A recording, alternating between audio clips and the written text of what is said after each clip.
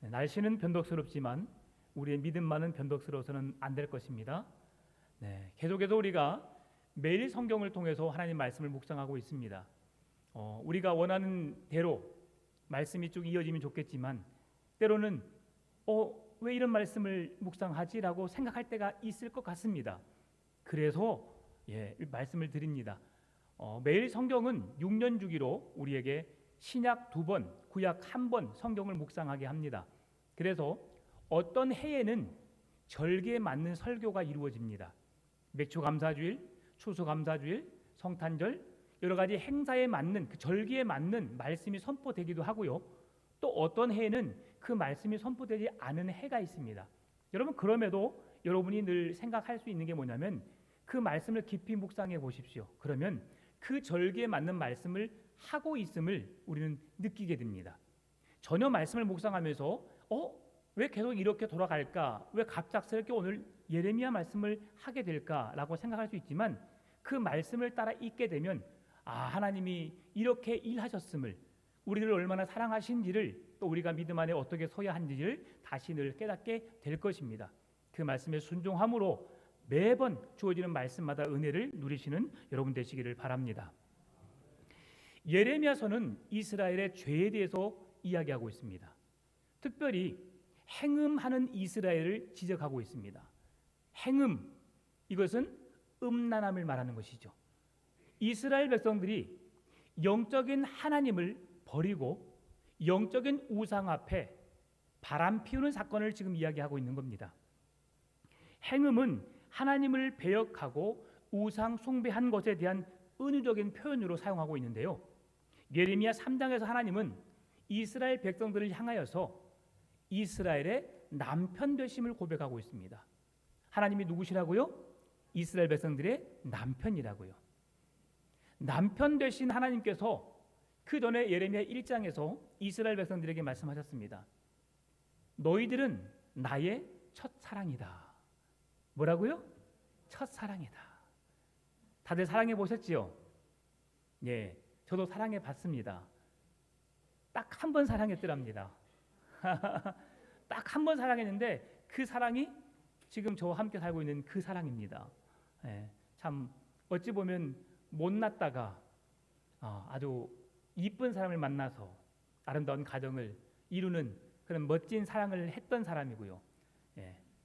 예전에 철부지 없는 중학교 시절에 한번 사랑도 했더랍니다. 근데 그 사랑은 온전치 못한 사랑이 되었어요. 저의 일방적인 사랑으로 거의 끝을 맺다가 결국 그 대상은 먼저 하늘나라로 갔습니다. 그래서 이루어지지 못했죠. 뒤늦게 들려지는 소식이 그도 나를 사랑했노라고. 참 사랑은 모두를 설레게 합니다. 사랑은 감동을 줍니다. 작은 사랑이라도 그 사랑을 받는 사람은 큰 힘을 얻게 됩니다. 여러분 너무 큰 사랑을 하려고 하지 마십시오. 너무 큰 걸 하려다 보면 우리 사랑을 하는 사람 자체가 지칩니다. 작은 사랑부터 사랑은 점점점 커지게 됩니다. 작은 배려가 그 사람을 향한 사랑의 첫 디딤발임을 기억하시고 그 사랑부터 시작하십시오. 말을 들어주는 것, 그 사람의 마음을 이해하는 것, 그 사람의 필요를 알고 하나하나 채워져 가는 것, 이것이 사랑입니다. 오늘 이스라엘 백성들은 하나님에 대한 사랑을 저버렸습니다. 하나님의 그 귀한 사랑을 등을 돌려버렸습니다. 1장에서 하나님은 그들의 첫 사랑을 고백하는데요. 이스라엘 백성이 하나님에 대한 첫 사랑임을 고백하고 있습니다. 그 사랑이 얼마나 행복했는지를 하나님 말씀하시는데요. 이스라엘 백성들은 그 사랑을 알았는지 알지 못했는지 모르겠지만 그들은 그 시간을 끔찍한 시간으로 생각했습니다. 왜 그랬을까? 하나님의 함께하심을 경험하지 않았기 때문이죠. 이스라엘 백성들이 애굽에서 430년의 시간을 보냈을 때에 그들이 목 놓아 부르짖었습니다. 하나님, 이 속박에서, 이 고통에서 우리를 건져내시라고요. 그 소리를 들으시고 하나님은 이스라엘 백성들을 출애굽시키셨습니다. 그리고 광야에 40년의 시간을 보내 가셨는데요. 하나님은 그 시간 40년의 시간 동안 이스라엘 백성들과의 첫 사랑을 나누는 귀한 시간으로 이야기하고 있다는 겁니다. 아무도 가지 않는 길, 광야, 이스라엘 다녀오신 분 계시겠지만 광야는 너무 험난한 길입니다. 우리나라는 지리산, 한라산, 여러 가지 다른 월출산, 많은 산들이 있지만 그래도 그 산 기슭에 산 자락에 보게 되면 대부분 많은 동네를 이루고 있습니다. 그래도 우리나라는 허벌판이라 할지라도 그곳에 사람들이 살고 있는 것을 우리가 볼 수 있거든요. 그런데 이스라엘은 정말 광야, 사막 같은 곳을 보게 되면 집 한 채가 없습니다. 그러한 곳에 하나님이 이스라엘 백성들을 걷게 하셨어요. 그리고 그 길을 걷게 할 뿐만 아니라 그곳에서 40년 동안 살게 하셨습니다. 왜 하나님은 이스라엘 백성들에게 광야의 험난한 길을 아무도 걷지 않고 아무도 살지 않는 그곳에 백성들을 걷게 하시고 살게 하셨을까요? 하나님이 사랑하는 백성들과 함께 걷고 함께 살기를 원하셨기 때문입니다. 그래서 하나님은 광야의 40년을 이스라엘 백성들과 첫 사랑을 나누는 그 귀한 장소로 우리에게 말씀해 주고 있는 겁니다.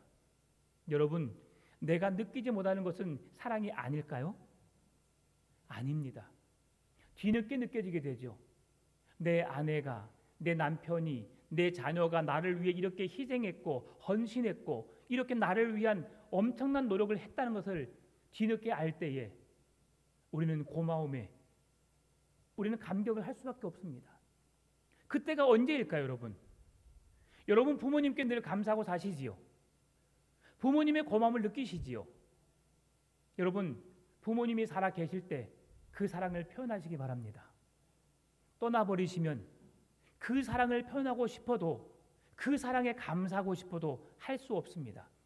살아 계실 때 식사하고 싶으실 때 한 번이라도 더 식사를 사주십시오. 그것이 자식된 도리로서 부모에 대한 사랑을 표현하는 겁니다. 제가 때늦은 후회를 한번 해봅니다. 우리 조영선 장로님이 아프셨을 때 우리 최균 장로님과 함께 찾아뵀어요. 그리고 이제 그 다음에 너무 기력이 약해지셨길래 제가 다짐을 했습니다. 뭐라도 드시고 기력을 회복하시기 위해서 제가 꼭 찾아뵈야겠다. 그러기를 한 주 미루다가 지금까지 와버렸어요. 너무 죄송합니다. 이제 여러분 그것이 우리의 현실이 되어서는 안 됩니다. 사랑은 내가 마음에 있을 때 표현을 하셔야 합니다. 그걸 뒤로 미루다 보면 아쉬움이 남고요, 미련이 남고요, 후회가 남습니다. 아침에 손원태 장로님께서 오늘 조 장로님께서 몸이 좋지 않아서 교회 못 오신다고 합니다. 전화를 드렸더니 살짝 울먹이시더라고요. 권사님이. 모든 자녀들이 지금 와 계십니다. 장로님은 가정을 위해서 또 교회를 위해서 희생하셨던 분이시죠.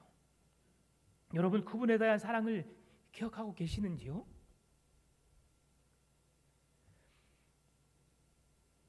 진짜 감사합니다. 풍암전원교회 모든 교인들은 저의 생명과도 같습니다. 여러분이 이곳에 서 계시기에, 앉아 계시기에 제가 이 자리에 설 이유를 찾는 겁니다.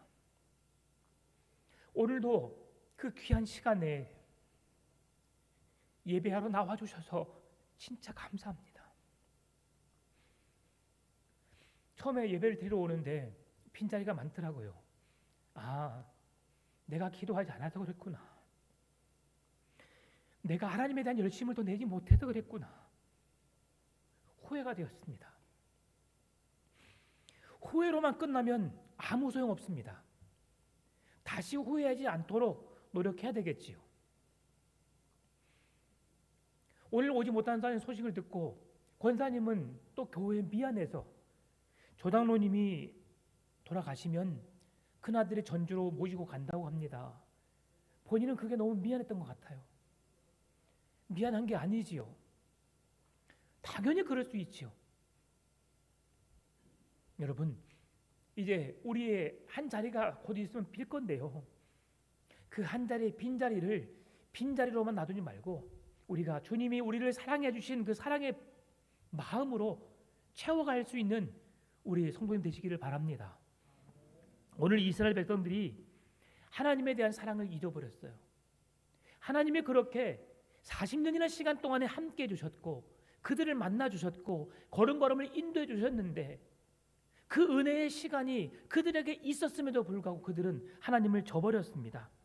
하나님은 이스라엘 백성들에게 무엇을 말씀합니까? 오늘 본문의 21절입니다. 같이 읽어볼까요? 내가 너를 순전한 참 종자 곧 귀한 포도나무로 심었거늘 내게 대하여 이방 포도나무의 악한 가지가 되면 어찌 됨이냐. 아멘. 하나님께서 이스라엘 백성들에게 기대하시는 것은 좋은 포도나무가 되어서 좋은 포도나무의 열매를 맺는 것입니다. 오늘 하나님이 저와 여러분에게 기대하신 것도 그것입니다. 좋은 포도나무로 여러분들을 삼으셨습니다. 그리고 포도나무에 좋은 열매가 맺혀지기를 원하십니다. 우리나라의 속담에 콩 심은 데 콩 나고 팥 심은 데 팥 난다. 이것이 자연 법칙에서도 당연한 우리가 그렇게 이루어질 수밖에 없는 사실을 우리가 인정하는 말입니다. 콩 심은 데 어떻게 팥이 날 수 있습니까? 팥 심은 데 어떻게 콩이 날 수 있습니까? 콩은 콩을 내고 팥은 팥을 냅니다. 마찬가지입니다. 하나님께서 오늘 이스라엘 백성들에게 아름다운 포도나무가 되게 하셨습니다.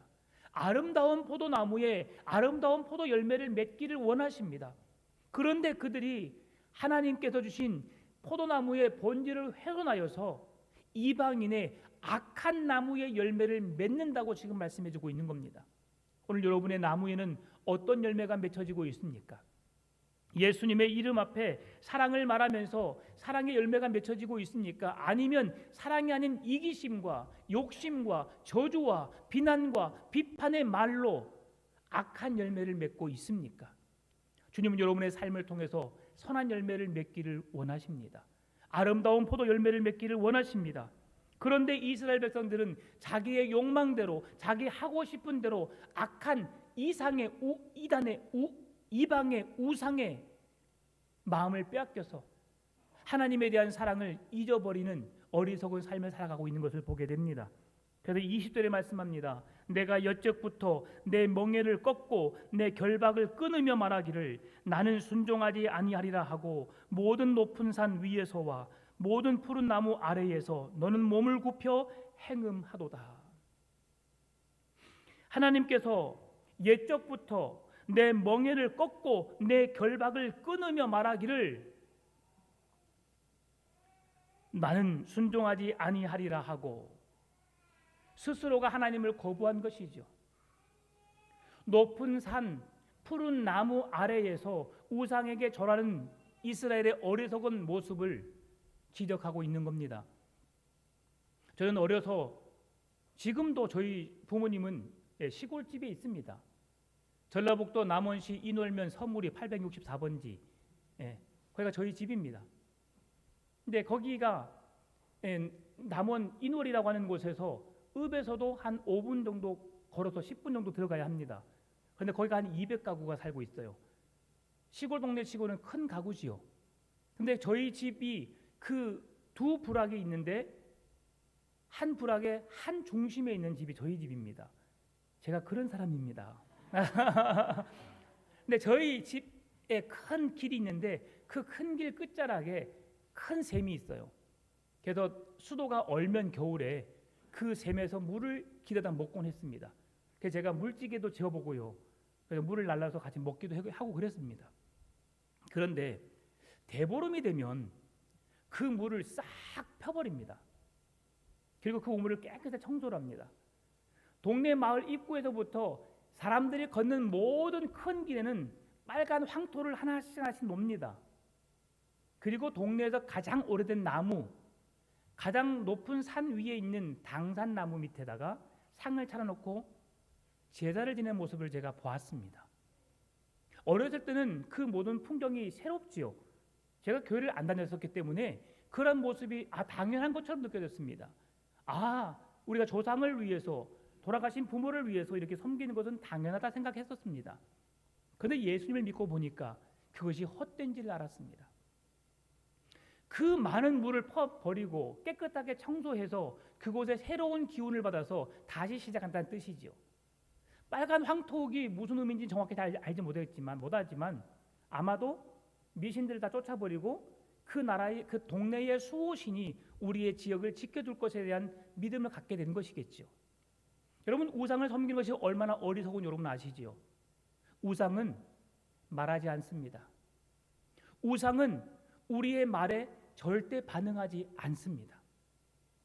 하나님이 오늘도 바람을 부르셔서 그 나무를 넘어뜨리면 그 나무가 뿌리가 뽑혀서 말라 죽을 수밖에 없는 존재임에도 불구하고 사람은 그것이 귀하다고 100년 동안 1000년 동안 살아낸 나무라고 해서 그것을 신으로 모십니다.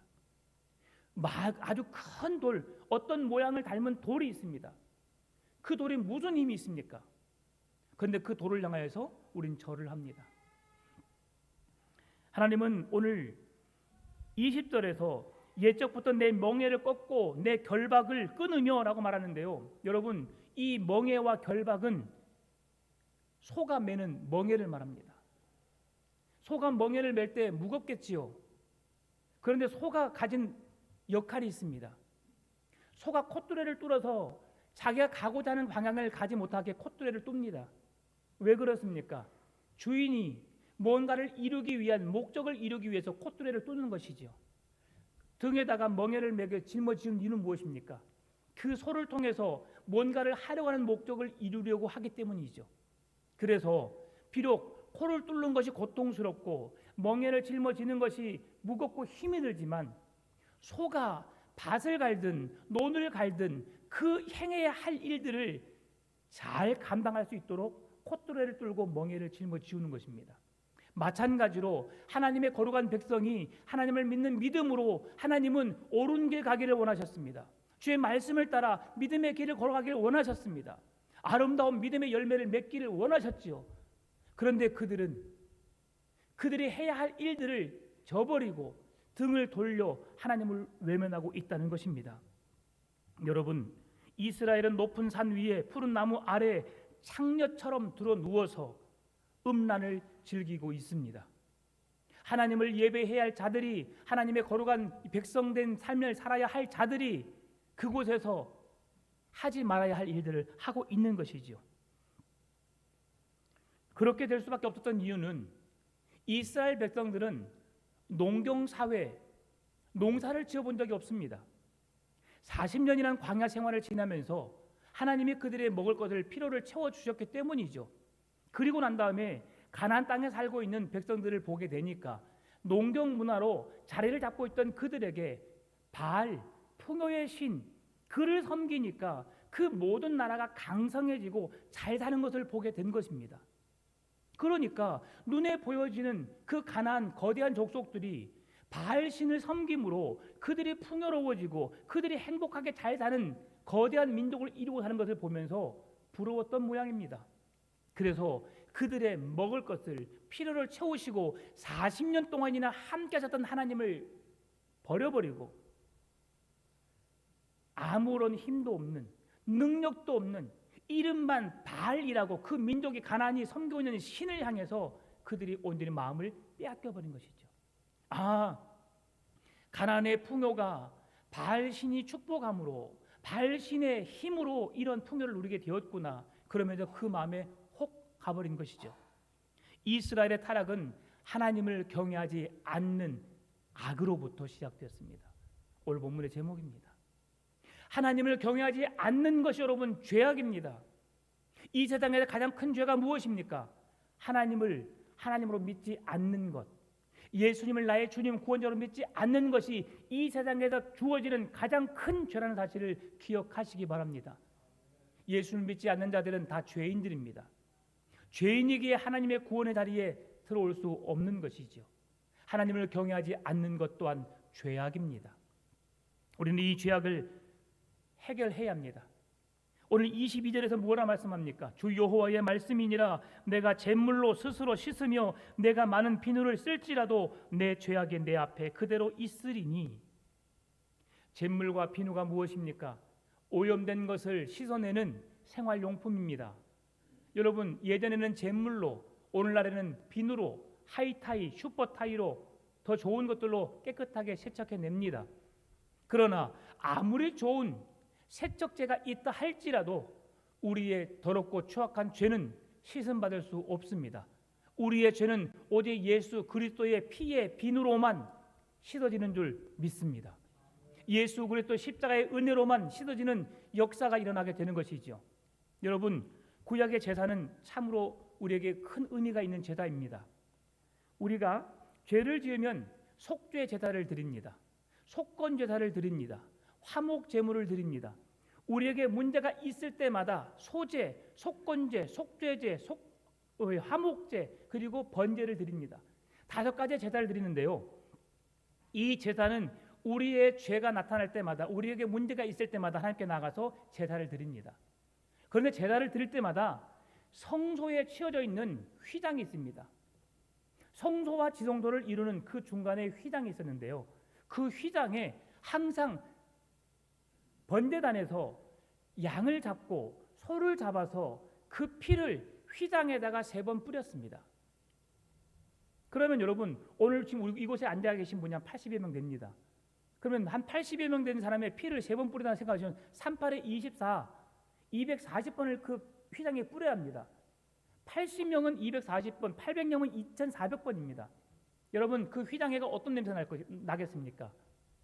피비린내가 진동할 것입니다. 그래서 휘장 앞에 분향단을 두어서 그것에 향을 피워서 향이 나게 하는 겁니다. 왜냐하면 그 피비린내에 진동하여서 질식하지 않도록. 그러다가 하나님은 1년에 한 번 7월 11일 날 7월 10 대속죄를 주셨습니다. 여러분, 대속죄일의 제사가 얼마나 의미인지 아십니까? 대속죄일의 제사를 통해서 우리의 모든 죄가 용서받게 되는 은혜를 잊게 되는데요. 그 휘장에 묻은 모든 피까지도 다 깨끗하게 씻어버립니다. 휘장을 빨지 않습니다. 그러나 대속죄일에 그 휘장에 묻은 모든 피까지도 하나님께서 다 제거시켜 주십니다. 이것이 하나님의 은혜거든요. 그런데 1년에 한 번 우리의 더럽고 추한 모든 죄악들을 용서해 주신 날이 대속죄일인데, 하나님은 우리를 거룩한 자녀 되는 자리로 돌이키게 하는 제도가 있었습니다. 우리의 모든 소유가 다시 우리에게로 돌아오게 하는, 빛으로, 어려움으로, 힘듦으로 우리의 소유를 빼앗겼고 우리가 우리로서의 삶을 살지 못했던 우리의 다시 본연의 자리로 돌아오게 하는 제도가 있었습니다. 그것이 바로 50년에 한 번 돌아오는 희년의 제도였지요. 희년의 제도는 종이었던 내가 자유인이었지만 내가 돈을 갚지 못해서 종이 되었을 때에 종이 아니라 내가 다시 자유인으로 하나님의 거룩한 백성의 자리로 돌아오게 하는 제도가 희년의 제도입니다. 내가 소유했던 밭, 논, 내가 소유했던 것을 내가 빚으로 인해서 어려움으로 인해서 잃어버렸다가도 50년째 되는 희년이 되게 되면 그 모든 것이 본연의 자리로 내 소유로 돌아오게 하는 제도가 희년의 제도입니다. 모든 것을 원래 자리로 돌아오게 하는 것이 희년의 제도이죠. 그러나 대속죄일, 희년의 제도보다 더 중요한 제도가 있습니다. 사건이 있죠. 한 사람의 피 흘림을 통해서 모든 인류의 죄를 용서해 주셨고, 한 사람의 죽으심을 통해서 사망에서 생명으로 건진받게 하시는 예수 그리스도의 십자가의 죽음이 오늘 우리의 더럽고 추악한 모든 죄의 문제를 해결해 주었을 뿐만이 아니라 하나님의 거룩한 자녀의 신분, 하나님의 백성됨의 자리로 다시 돌아오게 만드는 것이 주님의 십자가의 은혜였던 것이죠.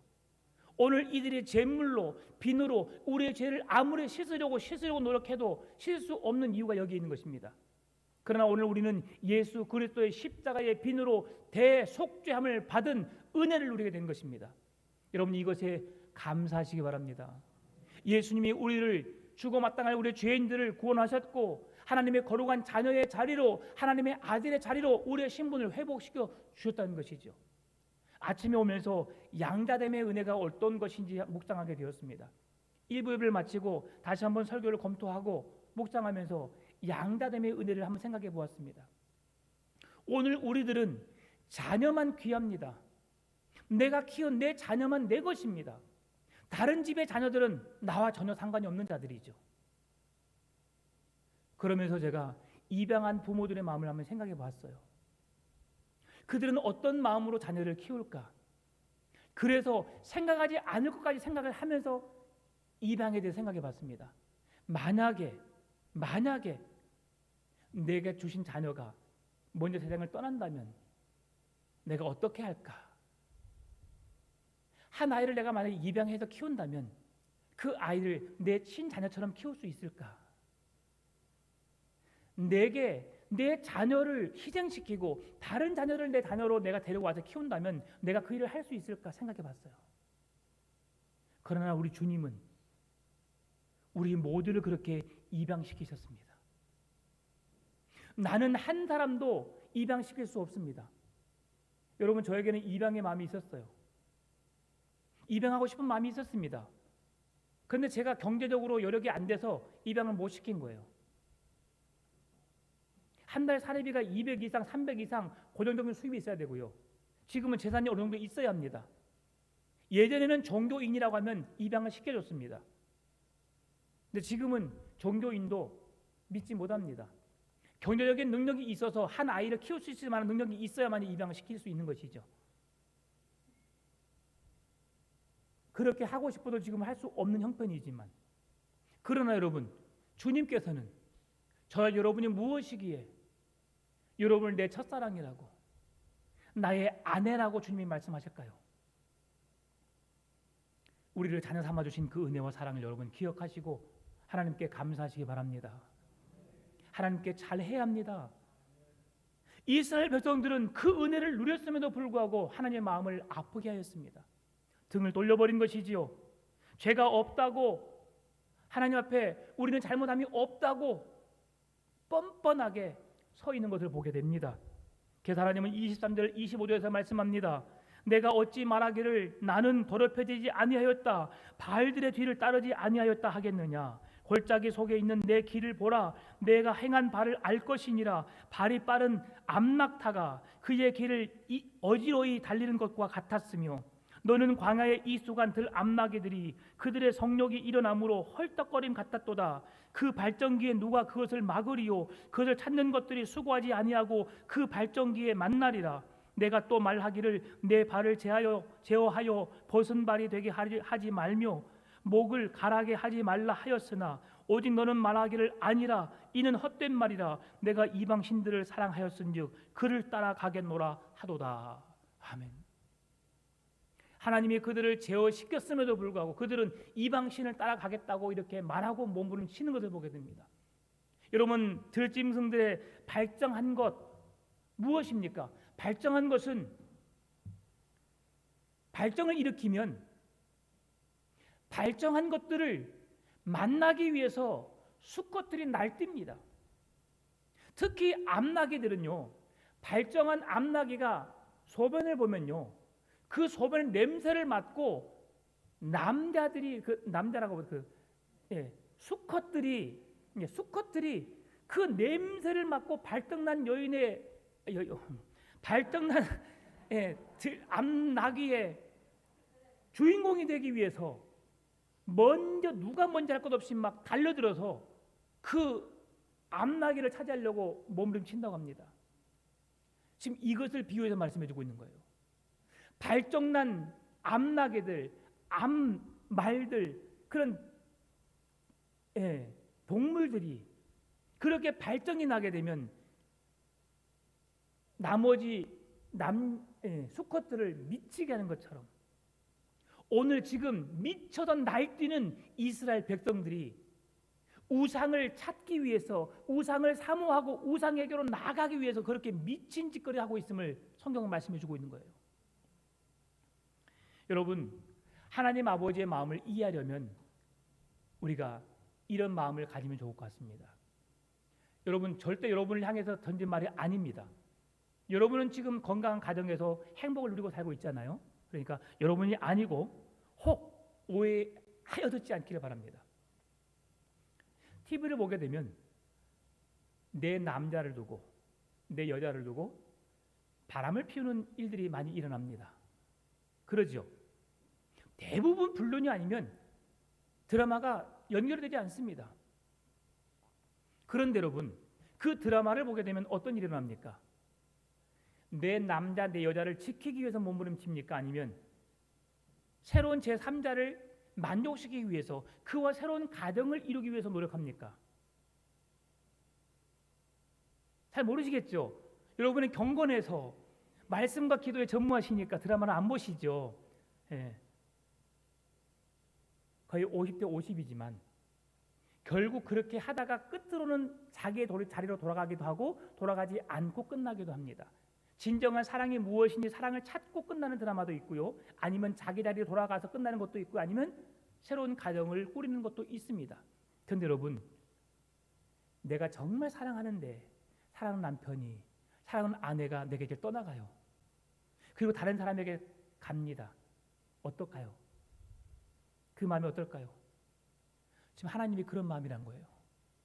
내가 사랑하는데 내가 함께하고 싶은데 나를 떠나고 가버리는 그 마음, 이것이 하나님 아버지의 마음이라는 것입니다. 그래서 하나님은 우리에게 말씀합니다. 야고보서가 말씀하죠. 야고보 2장 17절, 이와 같이 행함이 없는 믿음은 그 자체가 죽은 것이라.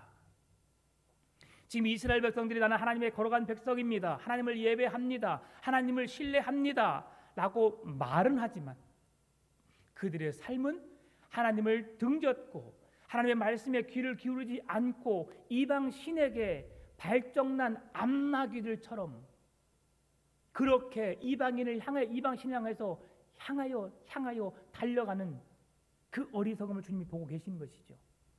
그들을 향해서 뭐라고 말씀하십니까? 행함이 없는 믿음은 곧 죽은 것이라. 오늘 우리가 드려드리는 예배는 하나님 앞에 어떤 예배가 되어야 하냐면, 하나님은 영이시니 예배하는 자마다 영과 진리로 예배할지니라라고 요한복음 4장 24절에서 말씀해 주고 있습니다. 여러분, 여기서 말하는 영은 성부, 성자, 성령 하나님이 함께 하시는 예배를 말합니다. 하나님이 이곳에 임재해 계셔서 우리와 함께 하시고 우리의 예배를 영광 받으시는 예배를 말씀합니다. 여러분, 우리의 예배가 영광 받으신 예배가 되기 위해서는 우리의 삶에 죄가 없어야 합니다. 죄의 냄새가 나지 않아야 합니다. 그래서 교회에 나오시면 가장 먼저 하는 일이 무엇입니까? 주님, 저는 죄인입니다. 회개기도 하셔야 합니다. 우리의 더럽고 추악한 죄들을 용서해 주시라고 기도하셔야 합니다. 그 죄의 문제를 해결해야만이 거룩하신 하나님께 드려지는 온전한 예배가 될 수 있는 것이죠. 여러분, 아직 습관을 끊지 못하고 있습니까? 괜찮습니다. 지금 끊으면 되거든요. 지금까지 끊지 못했고 앞으로도 끊지 못할 마음이 그렇게 확신이 없으시다면, 그럼에도 하나님 앞에 나올 때마다 매 순간순간 하나님, 저는 죄인입니다, 저의 죄를 용서해 주시고 죄의 굴레로부터 벗어나게 해주시고 죄로부터 구별된 거룩한 백성됨의 삶을 살게 해주시라고 여러분 간절히 기도하시기 바랍니다. 그러면 죄로부터 멀어지게 될 줄 믿습니다. 죄가 해결되면 거룩하신 하나님 앞에 온전한 예배를 드릴 수 있습니다. 이 시간 드려지는 예배가 하나님께만 집중할 수 있는 것이지요. 예배를 드리면서 이런저런 생각하는 것, 예배를 하나님께 집중하지 못하고 다른 것에 내 마음이, 내 삶이, 내 시간을 뺏겨버리는 것, 이건 온전한 예배가 아닙니다. 피곤할 수 있지요. 일주일 동안 열심히 수고 땀 흘려 고통스럽게 열심히 살아온 여러분들 피곤해서 졸 수 있습니다. 그러나 피곤까지도 이겨내야 합니다. 하나님이 받으시는 예배를 드리기 위해서. 그것이 하나님의 기뻐하시는 예배입니다. 영은 하나님과 함께하는 것. 그럼 진리가 무엇입니까? 진리는 예수 그리스도입니다. 진리는 말씀입니다. 하나님의 말씀이 없는 예배는 예배가 아닙니다. 그래서 교회 안에서 설교다가 정치 이야기를 한다, 세상적인 이야기를 한다, 우스개 이야기를 한다, 있을 수 없는 일이죠. 설교를 깨닫게 하기 위해서, 말씀을 알아가기 위해서 쉬운 이야기를 한 번씩 할 수 있습니다. 그러나 그 모든 이야기가 정치적인 이야기고 세상적인 이야기면 그것은 설교가 아닙니다. 예배가 아닙니다. 하나님이 받으시는 예배는 영과 진리의 예배입니다. 하나님 앞에 거룩한 예배, 하나님 성부, 성자, 성령님과 함께 말씀이 있는 예배, 말씀이 살아있는 예배, 말씀과 함께 드려지는 예배를 드려야 하는 것이죠. 그래서 여러분이 주의 종들을 위해서 기도해야 될 이유가 여기에 있는 것입니다. 하나님의 말씀을 바르게 분별하여서 말씀만을 선포케 해주십시오. 말씀만을 듣는다는 것 결코 우리가 쉽지 않습니다.